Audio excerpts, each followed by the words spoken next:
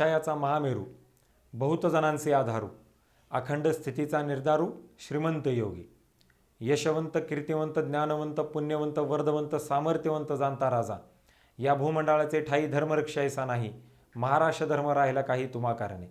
सर्वप्रथम छत्रपती शिवाजी महाराजांच्या पावन स्मृतीला मी अभिवादन करतो. त्याचबरोबर भारतरत्न डॉक्टर बाबासाहेब आंबेडकर यांच्याही पावन स्मृतीला मी अभिवादन करतो. दुसऱ्या भारतरत्न डॉक्टर बाबासाहेब आंबेडकर ऑनलाईन व्याख्यानमालेमध्ये उपाध्यक्ष जाधव ग्रुप ऑफ इन्स्टिट्यूट या नात्यानं मी आपल्या सर्वांचं मनापासून खूप खूप स्वागत करतो. शिका, संघटित व्हा, संघर्ष करा. जी ब्रीद डॉक्टर बाबासाहेब आंबेडकर यांनी या देशातल्या युवकांना, गोर, गरीब, शोषित, दलित, वंचित समाजातल्या लोकांना त्या ठिकाणी दिलं, तेच ब्रीद विद्यार्थ्यांच्या समोर, समाजातल्या विविध घटकांच्या समोर परत एकदा नव्यानं घेऊन जाण्यासाठी हा एक छोटासा प्रयत्न या व्याख्यानमालेच्या माध्यमातून, जाधव ग्रुप ऑफ इन्स्टिट्यूटच्या माध्यमातून, जाधव ग्रुप ऑफ इन्स्टिट्यूटच्या विविध शाखांच्या माध्यमातून आम्ही त्या ठिकाणी प्रामाणिकपणानं करत आहोत. जाधव ग्रुप ऑफ इन्स्टिट्यूट गेल्या 25 वर्षापासून शिक्षण क्षेत्रामध्ये काम करत आहे. एक शिक्षण संस्था चालक म्हणून आपण ज्ञानदानाचं काम करत असताना, शिक्षण देत असताना आमच्या संस्थेचं जर तुम्ही ब्रीद वाक्य पाहिलं तर बल, बुद्धी आणि सद्विचारासाठी शिक्षण, education for strength, intellect and wisdom, या शाळांच्या आणि कॉलेजेसच्या माध्यमातून, शिक्षण संस्थेच्या माध्यमातून बलाचं आणि बुद्धीचं काम हे तर चांगल्या पद्धतीनं होतच असतं, परंतु एक शिक्षण संस्था चालक म्हणून आपली एक बांधिलकी या नात्यानं हे सदविचारसुद्धा विद्यार्थ्यांना चांगल्या पद्धतीनं त्या ठिकाणी दिले पाहिजेत. ते देण्यासाठी, ते विद्यार्थ्यांकडनं करून घेण्यासाठी अत्यंत विविध कार्यक्रमांचे एक आयोजन आणि नियोजन संस्थेच्या माध्यमातून संवेदनशीलपणानं मागच्या 25 वर्षापासून त्या ठिकाणी अत्यंत चांगल्या पद्धतीनं केलं जातं, हे मला या ठिकाणी अभिमानानं सांगावंसं वाटतं. शैक्षणिक, सामाजिक, आर्थिक, औद्योगिक, कला, क्रीडा, राजकीय अशा प्रत्येक क्षेत्रातला कार्यक्रम या संस्थेच्या माध्यमातून आपण विद्यार्थ्यांच्या समोर वेळोवेळी आपण त्या ठिकाणी घेऊन जातोय. हे सगळं विद्यार्थ्यांच्या समोर पोहोचवत असताना विद्यार्थ्यांनी प्रत्येक कार्यक्रमातून त्यांना पाहिजे अशी गोष्ट त्या ठिकाणी घ्यावी आणि त्यांनी त्यांचं आयुष्य घडवावं, हाच एक प्रामाणिक प्रयत्न ह्या सगळ्या गोष्टीच्या माध्यमातून आपण त्या ठिकाणी करत आहोत. आज ज्या वेळेला आपण डॉक्टर बाबासाहेब आंबेडकर ऑनलाईन व्याख्यान मालेच्या संदर्भामध्ये त्या ठिकाणी बोलतोय, गेल्या वर्षी ज्या वेळेला अत्यंत कोरोना हा पीकवरती होता, ज्या वेळेला एकही कार्यक्रम घेता येत नव्हता, ज्या वेळेला मागच्या 2 वर्षापासून डॉक्टर बाबासाहेब आंबेडकरांची जयंती किंवा कोणतेही उत्सव, सण, वार हे कोणत्याही गोष्टी आपल्याला त्या ठिकाणी घेता येत नव्हत्या, त्याचे कार्यक्रम घेता येत नव्हते, त्यावेळेसला एक ऑनलाईनचं फॅड, एक इंटरनेटचा वापर, एक ऑनलाईन एज्युकेशन हे अत्यंत मोठ्या प्रमाणावरती जगाच्या समोर त्या ठिकाणी ते आलं. आणि ते आल्यानंतर त्यावेळेला एक असाच माझ्या डोक्यामध्ये विचार आला की आपण आंबेडकरांची जी जयंती आहे ही सुद्धा आपण ऑनलाईन पद्धतीनंच कशा पद्धतीनं आपल्याला करता येईल याचा प्रयत्न, याचा विचार आपण त्या ठिकाणी केला पाहिजे. आणि म्हणून मागच्याच लॉकडाऊनमध्ये आपण गेल्या वर्षी त्या ठिकाणी पहिली भारतरत्न डॉक्टर बाबासाहेब आंबेडकर ऑनलाईन व्याख्यानमाला घेतली, ज्याच्यामध्ये त्या ठिकाणी जवळजवळ 30-35 हजारपेक्षा जास्त विद्यार्थ्यांनी त्याच्यामध्ये त्यांनी सहभाग नोंदवला. आणि आज आपण 14 एप्रिल 2022 आपण दुसऱ्या भारतरत्न डॉक्टर बाबासाहेब आंबेडकर ऑनलाईन व्याख्यानमालेचं त्या ठिकाणी आयोजन हे त्याच्यामध्ये करत आहोत. 15 एप्रिल 2022ला पुणे विद्यापीठाचे कुलगुरू माननीय श्री डॉक्टर उमरानी सर हेही आपल्याला त्या ठिकाणी संबोधित करणार आहेत. त्यांचा विषय हा डॉक्टर बाबासाहेब आंबेडकर यांचे स्त्री सक्षमीकरण या विषयाचे त्यांचे विचार या विषयावरती ते बोलणार आहेत. आज डॉक्टर बाबासाहेब आंबेडकर ज्याही ठिकाणी असतील त्या ठिकाणी त्यांच्या आज मनाला समाधान वाटलं पाहिजे की जे मी ब्रीद दिलेलं होतं, शिका, संघटित व्हा, संघर्ष करा, आज ते ब्रीद कुठंतरी सत्यामध्ये उतरतंय आणि हे उतरवणारे हे युवकच आहेत आणि ते आपल्या महाराष्ट्रातले युवक आहेत असा एक अभिमान हा त्या ठिकाणी त्यांना वाटला पाहिजे. अशा पद्धतीचं काम हे आपल्याकडनं त्या ठिकाणी मोठ्या प्रमाणावरती व्हायला पाहिजे, हीच आशा आणि अपेक्षा त्या ठिकाणी व्यक्त करतो. परत एकदा भारतरत्न डॉक्टर बाबासाहेब आंबेडकर यांच्या पावन स्मृतीला मी अभिवादन करतो आणि थांबतो. धन्यवाद. जय हिंद, जय महाराष्ट्र, जय भीम.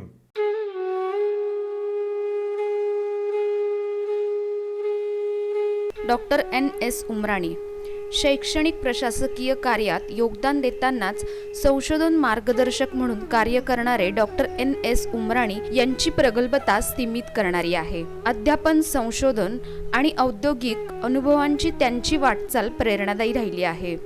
डॉक्टर उमराणी हे मूळचे सोलापूर जिल्ह्यातील भंडारकवठे या गावातील. त्यांचा जन्म 1 जून 1961 रोजी झाला. वाणिज्य शाखेतून शैक्षणिक करिअर घडवित असतानाच त्यांनी PhD साठी ग्राहक चळवळ हा विषय निवडला. त्यांनी आपले शिक्षण पूर्ण केल्यानंतर 5 वर्षे एअर इंडियाच्या लेखा विभागात नोकरी केली. नंतर ते बार्शी येथील सुलाखे वाणिज्य महाविद्यालयात प्राध्यापक होते.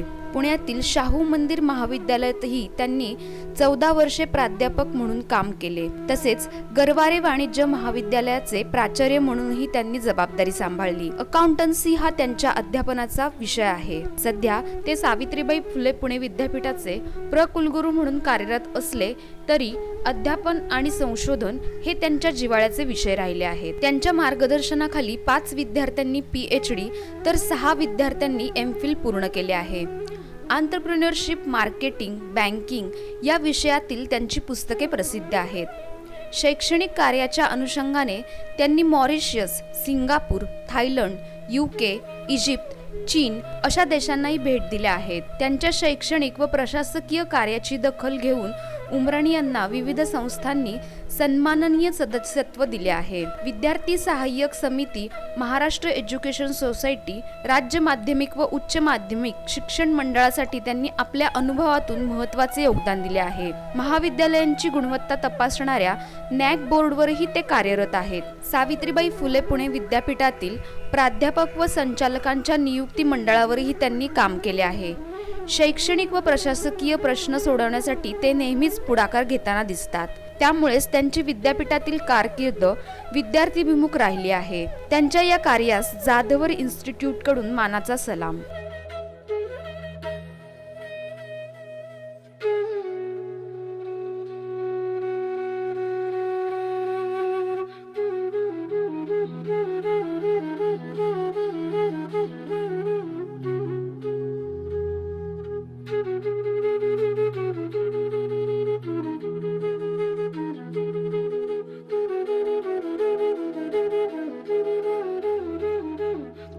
डॉक्टर बाबासाहेब आंबेडकरांच्या जयंतीच्या निमित्तानं बोलणं हा एक अतिशय आनंदाचा विषय.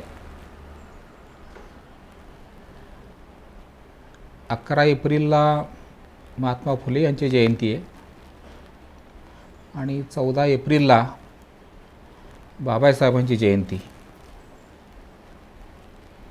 या 2 महामानवांच्या जयंत्या एकाच महिन्यात येतात.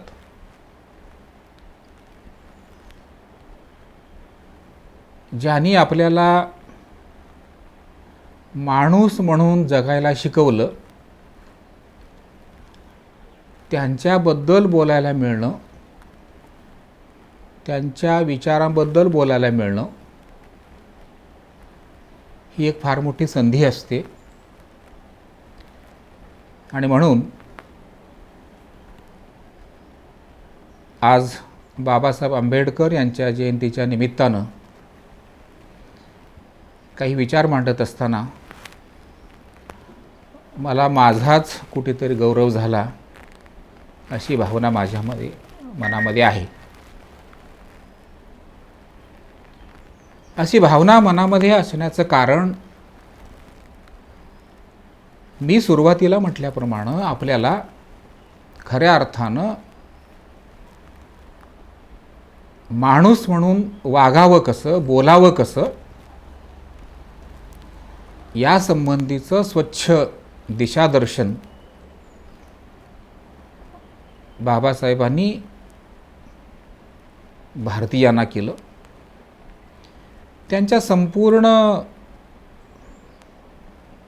विचारसरणीकडे, त्यांच्या कार्याकडे, त्यांच्या चळवळीकडे पाहताना एक सूत्र लक्षात येतं, एक मूल्य लक्षात येतं, एक चिरंतन ठेवा समोर दिसतोय आणि तो चिरंतन ठेवा अतिशय समाधानकारक, अतिशय आनंददायी आणि प्रत्येक भारतीयाचं मन उन्नत करणारं असं ते मूल्य आहे.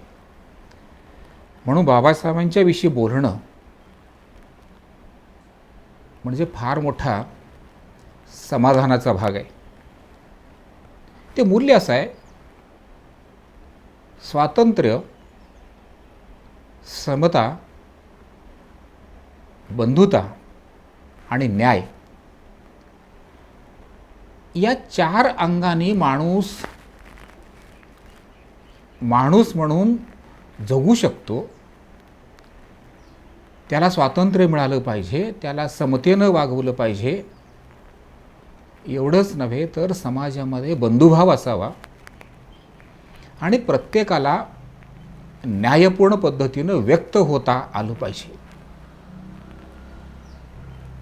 ज्येष्ठ विचारवंत डॉक्टर आह साळुंखे नेहमी त्यांच्या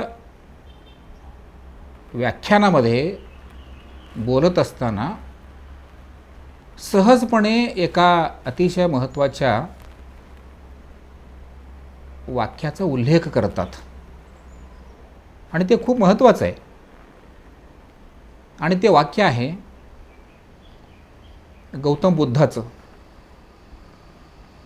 बुद्ध असं म्हणाले, सामान्य जनासाठी आणि किंबहुना सर्वांसाठी म्हणून स्वातंत्र्य, समता, बंधुता, न्याय हे समजावून सांगत असताना एक छोटंसं उदाहरण म्हणून ते अतिशय महत्त्वाचं आहे. बुद्ध असं म्हणाले,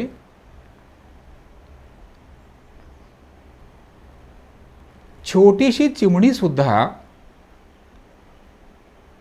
आपल्या घरट्यामध्ये अतिशय स्वच्छंदपणे चिवचिवते.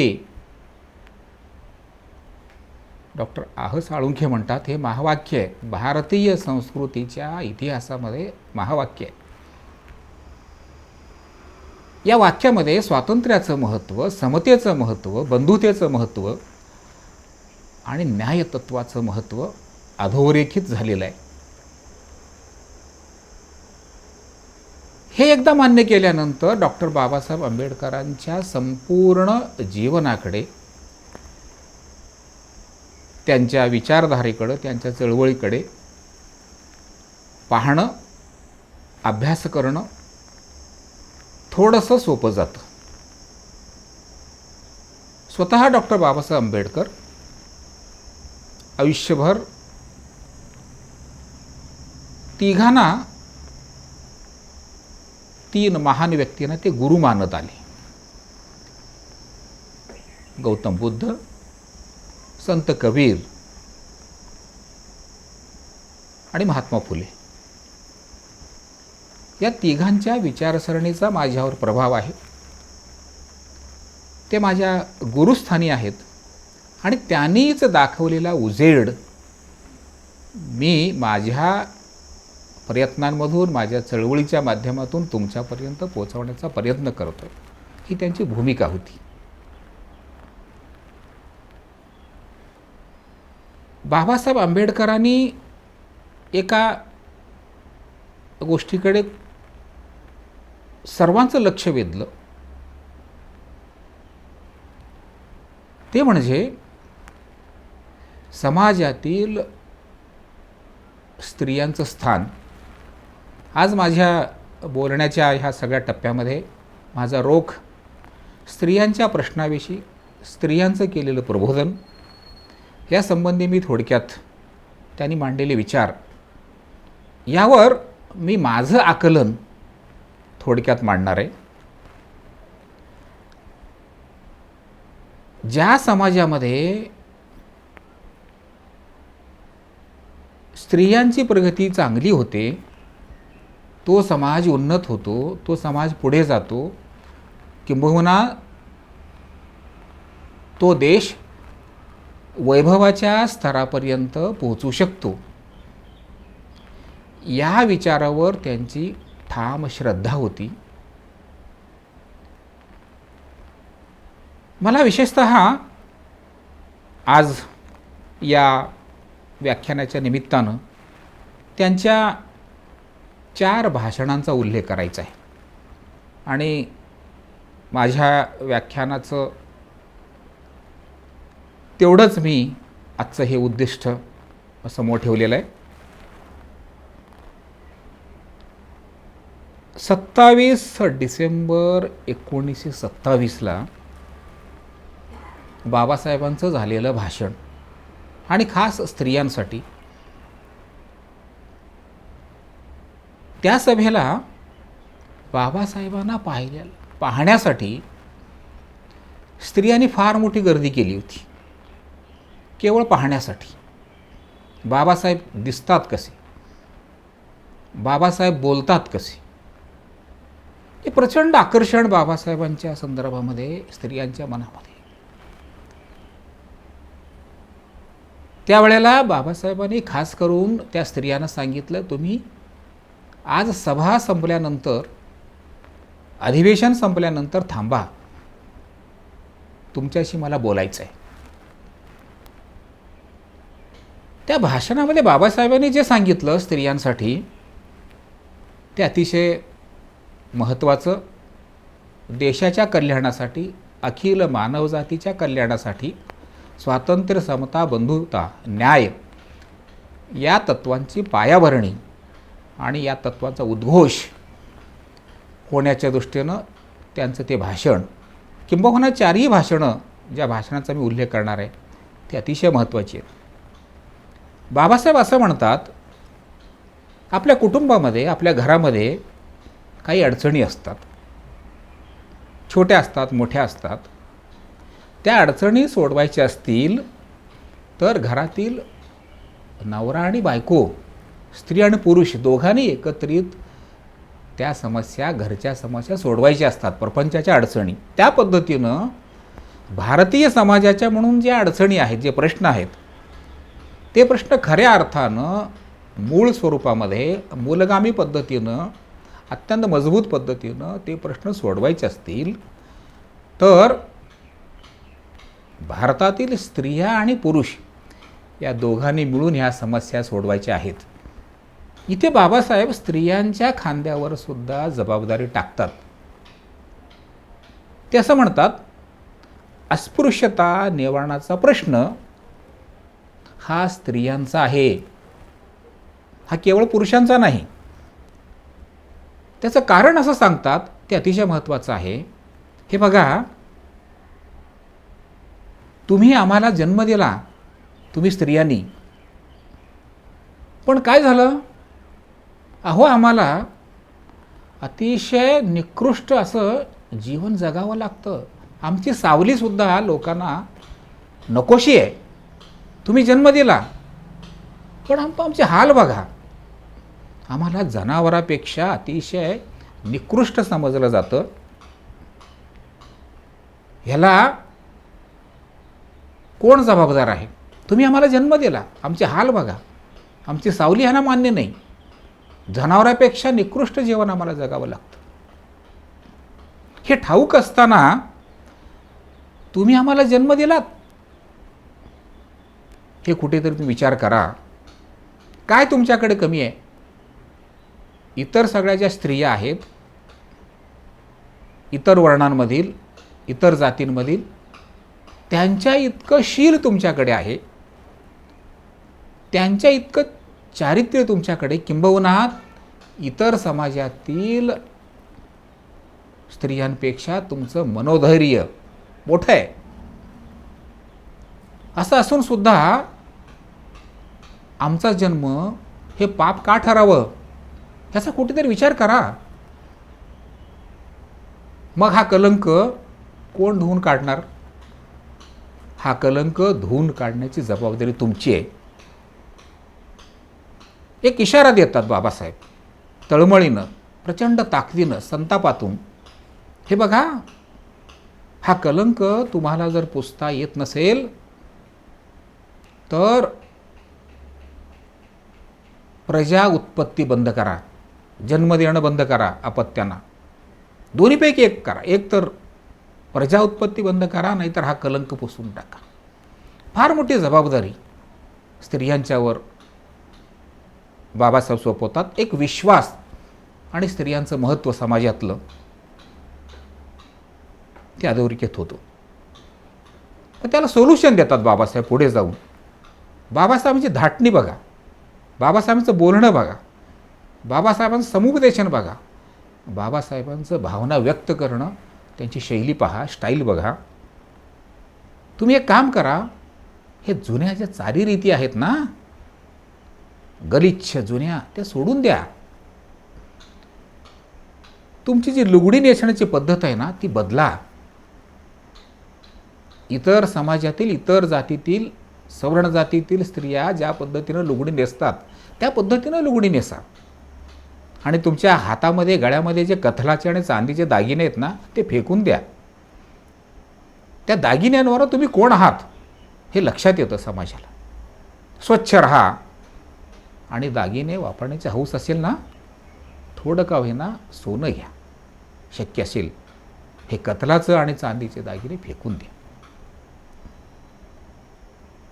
मेलेल्या जनावराचं मांस खाणं हे अतिशय निकृष्ट असं काम आहे. घरातल्या पुरुषांना सांगा हे बंद करा. आणि अतिशय महत्त्वाचं बाबासाहेब सांगतात, मुलींना शिक्षण द्या. मुली खूप महत्त्वाच्या आहेत, पिढी घडवतात. एखादी मुलगी घरातली ती शिकायला लागली, ती वाचायला लागली, ती गाऊ लागली आणि उन्नत अशा प्रकारचा विचार करायला लागली, तर पुढे जाऊन ती ज्यांना जन्म देईल त्या मुलांचं जीवनसुद्धा अतिशय सुंदर आणि सोन्यासारखं होऊ शकतं. बाबासाहेबांचं मराठीवर अतिशय सुंदर असं प्रभुत्व होतं. इंग्रजीचे फरडे वक्ते होते, सुंदर इंग्रजी लिहायचे, हिंदी उत्तम होतं, अनेक भाषांवर पाली प्रभुत्व होतं. परंतु मातृभाषा त्यांची मराठी. मराठी भाषेवर प्रचंड प्रभुत्व. संतांचं साहित्य वाचलेलं, विचारवंतांचं साहित्य वाचलेलं, मराठी भाषेचे सुंदर असे संस्कार त्यांच्यावर झाले होते. मुलींना का शिकवा हे सांगत असताना बाबासाहेब एक अतिशय सुंदर आणि सोप्या अशा म्हणीचा वापर करतात. खाण तशी माती. खाण सुंदर असेल तर तिथे माती पण सुंदर असणार आहे. संतांनी सुद्धा हे सांगितलं, कोंबाची लवलव सांगे भूमीचे मार्दव. म्हणून मुलींना चांगलं शिक्षण द्या.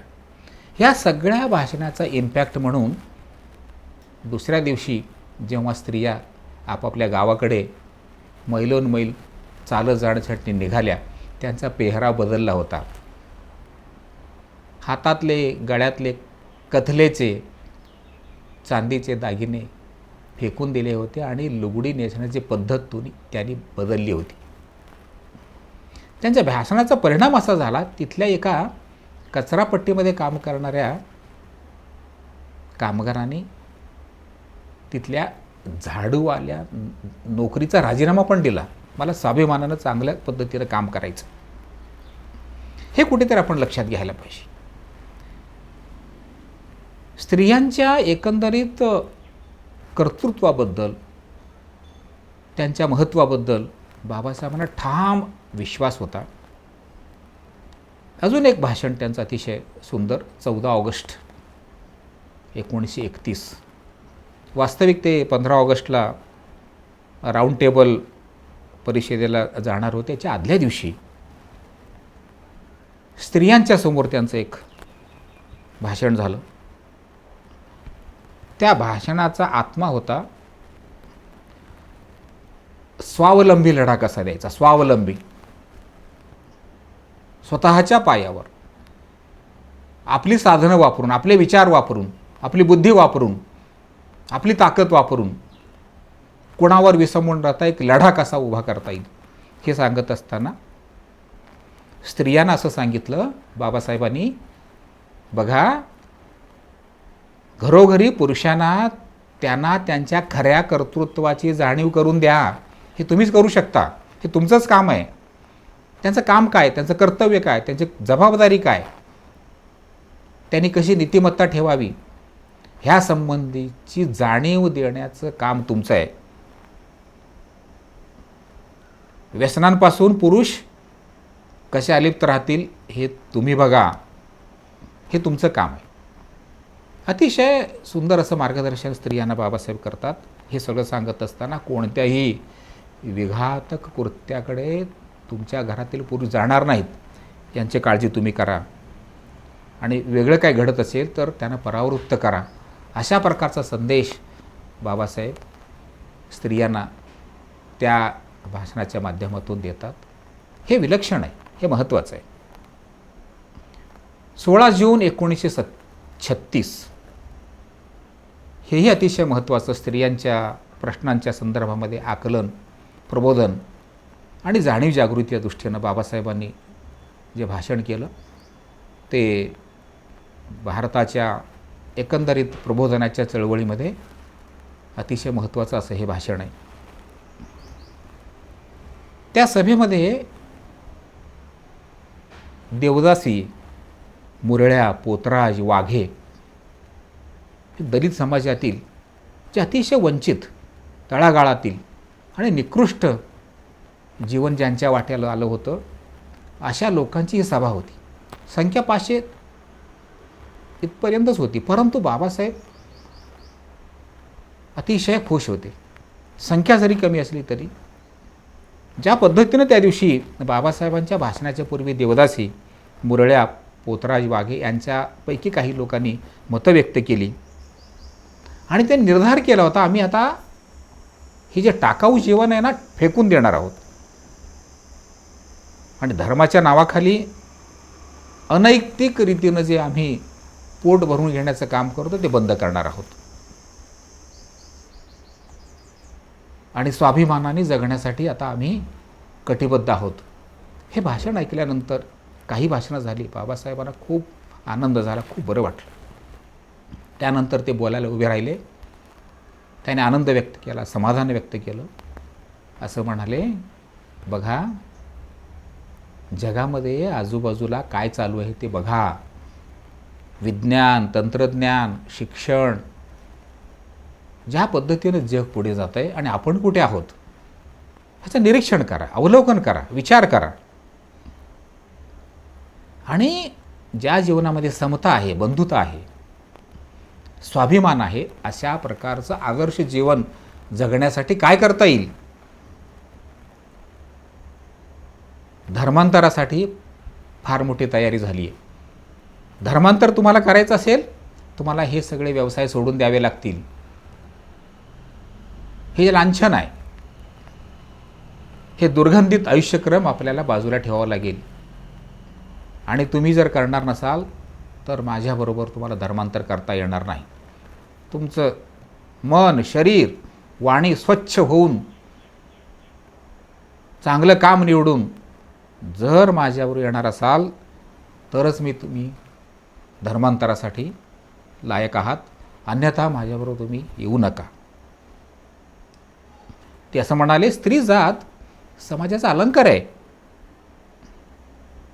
हे आपण लक्षात घ्या.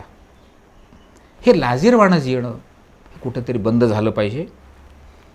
हे सांगत असताना त्यांनी महाभारतातील बाबासाहेबांचा रामायण, महाभारत यांचा फार मोठा अभ्यास, व्यासंग होता. द्रौपदीचं उदाहरण देतात. दुर्योधनला त्यांनी काय उत्तर दिलं होतं, अनीतीच्या मार्गाने मला राजमहालामध्ये राहणं पसंत नाही, कितीही कष्ट पडो, परंतु नीतीच्या मार्गाने मला वनवास अतिशय महत्त्वाचा आहे. ज्या वेळेला दुर्योधन म्हणाले, ह्या मूर्ख लोकांबरोबर तू का जातेस, सुंदर कांती आहे, दिसायला सुंदर आहेस, कशाला तू वनवास निघाल. त्यावेळेचं उत्तर, द्रौपदीचं उत्तर तुम्ही स्त्रियांनो लक्षात घ्या. आणि ह्या व्यवसाय सोडत असताना मी कुठल्याही प्रकारचं आश्वासन देणार नाही असं बाबासाहेब म्हणतात. बाबासाहेब कुठल्याही प्रकारचं रोजगाराचं आश्वासन देत नाहीत. स्वाभिमानी व्हा, स्वतःच्या पायावर उभं राहा, तुम्ही स्वतः विचार करा आणि तुमच्या बुद्धीला, शरीराला, मनाला आणि स्वाभिमान टिकवण्यासाठी जे काम करणं शक्य ते काम करा आणि हे बंद करा.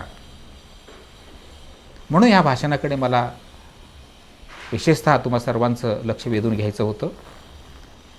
सामाजिक प्रबोधनाच्या या सगळ्या चळवळीमध्ये हे 16 जून 1936चं भाषण अतिशय महत्त्वाचं आहे. हा स्त्रियांच्याच संदर्भामध्ये आपण बोलत असल्यामुळे अजून एका भाषणाचा उल्लेख मी करीन. ते भाषण बाबासाहेबांचं 20 जुलै 1942चं नागपूरमध्ये झालेलं भाषण.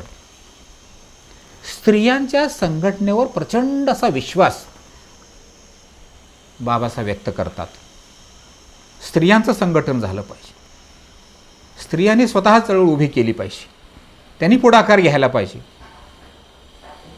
आणि जीवनाच्या सर्व उन्नत क्षेत्रामध्ये त्यांनी पाऊल टाकलं पाहिजे आणि त्यांची प्रगती झाली तर समाजाची प्रगती होईल, देशाची प्रगती होईल असं त्या भाषणामध्ये म्हणतात.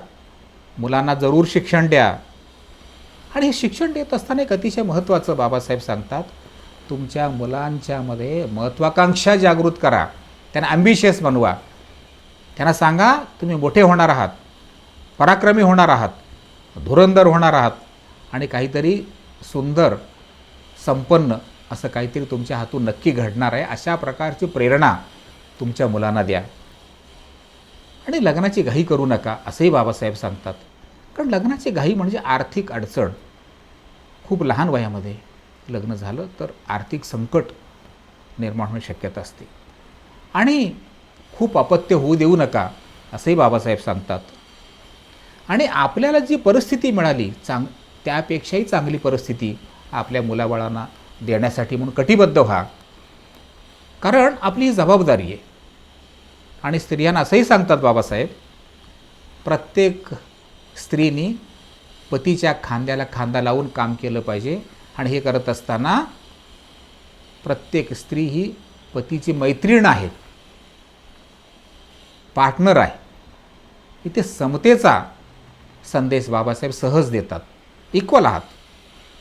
मैत्री करत असताना, मैत्रीण म्हणून वागत असताना कुठेही गुलामगिरीच्या तावडीमध्ये जाऊ नका. गुलामगिरी नाकारा. जे पटत नाही त्या गोष्टींना स्पष्टपणे नाकार. कुठल्याही बाबतीत गुलामगिरी मान्य करू नका. आणि शेवटपर्यंत बाबासाहेबांनी स्त्रियांना जो संदेश दिला, त्यांच्या चळवळीच्या माध्यमातून जो संदेश दिला, त्या सगळ्याचं सार असा आहे, समतेचा आग्रह. आणि बाबासाहेब समतेचा आग्रह करतच शेवटपर्यंत त्यांनी लेखन केलं, भाषणं दिली, विचार व्यक्त केले आणि अतिशय शेवटचं सुंदर काम म्हणजे भारतीय राज्यघटना. भारतीय राज्यघटना बाबासाहेबांनी भारतीयांना दिली. परंतु भारतीय राज्यघटनेच्या प्रिॲम्बलमध्ये जे सुरुवातीला जे पहिलं वाक्य आहे, आम्ही भारतीय, वी इंडियन्स, म्हणजे ही राज्यघटना ही आमची आहे,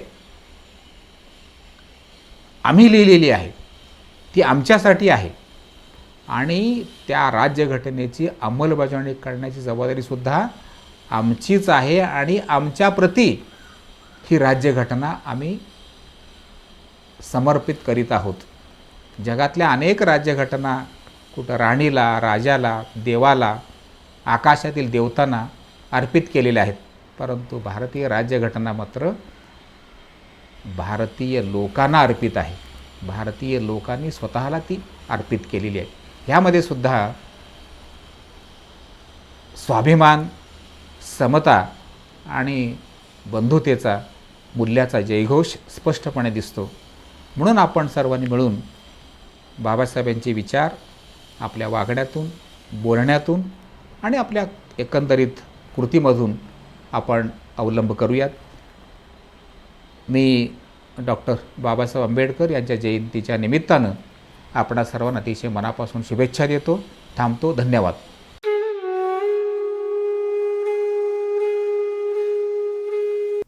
नमस्कार. दुसरी भारतरत्न डॉक्टर बाबासाहेब आंबेडकर ऑनलाईन व्याख्यानमाला सुरू झालेली आहे. मला अत्यंत आनंद होतो की या व्याख्यानमालेमध्ये अनेक वेगवेगळे तज्ज्ञ सामाजिक कार्यकर्ते, शिक्षण क्षेत्रामध्ये काम करणारे तज्ज्ञ, वकील क्षेत्रामध्ये काम करणारे तज्ज्ञ, अशा अनेक लोकांनी डॉक्टर बाबासाहेब आंबेडकरांच्या विविध अष्टपैलू व्यक्तिमत्वावरती प्रकाश टाकलेला आहे आणि अत्यंत चांगल्या पद्धतीनं सर्वांपर्यंत डॉक्टर बाबासाहेब आंबेडकरांचे विचार पोचावेत, वेगवेगळे पैलू लोकांना माहीत व्हावेत, हा या व्याख्यानमालेचा आणि त्याच्या मागचा उद्देश आहे. ही व्याख्यानमाला आयोजित करताना सर्व व्याख्याते यांचे संस्थेच्या वतीनं मी आभार मानतो. टेक्निशियन ज्याने ऑनलाईन ही प्रक्रिया राबवली, तुमच्यापर्यंत पोहोचवण्याचं काम केलं, त्यांचे मी आभार मानतो. आपण सर्व श्रोते फार मोठ्या प्रमाणावरती याला साथ देत आहात. आपलेही सर्वांचे मी आभार मानतो आणि थांबतो. जय हिंद, जय महाराष्ट्र.